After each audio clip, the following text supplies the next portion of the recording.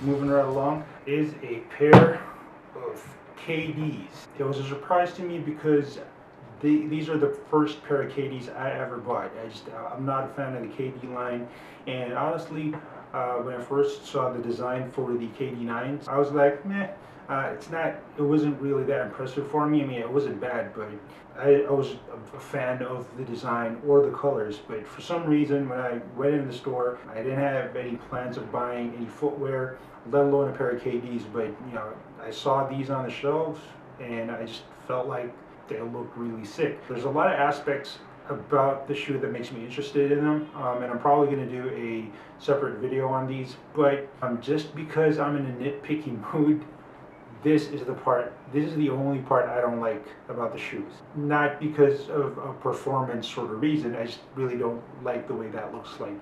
And I'll probably explain that more when I do a separate video for the shoe. Now, anyway, starting at the bottom, you get a solid rubber outsole with a honeycomb sort of pattern. That worries me a little bit, just because I'm worried every time a pair of basketball sneakers veer away from the traditional herringbone.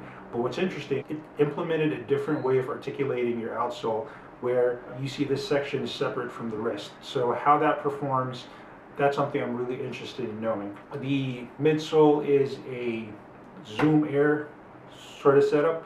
Now, it doesn't look like Zoom Air just because it's exposed, but it is Zoom Air, and you can see the threads there. And when you step using the shoe, you'll actually see those threads kind of compress and then snap back. So that's really interesting. It's got a file-on midsole, a combination of performance woven upper here on the forefoot and mesh and fuse here on the back. You get that big swoosh in a turquoise-like color and shades of green on the performance upper. You've got a lacing system here that kind of extends down to the footbed. It's like your usual fly wire, but it's thicker.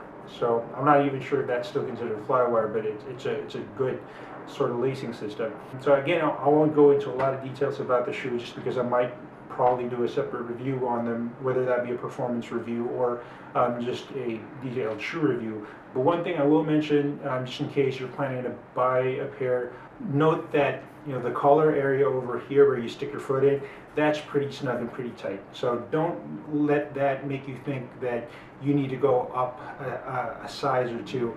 These are actually true to size. So once you get your foot in here, and that's going to be a struggle, especially if you have a wide foot, but when you finally get your foot in there, they are true to size. So you're fine going and getting your natural size. That's pretty much all I want to talk about as far as this sneaker is concerned, because I am interested in doing a separate review. That's it for the unboxing. Please let us know what you think. Feel free to put a comment in the comment box below. If you want me to do a separate video on the other pairs aside from this one, let me know.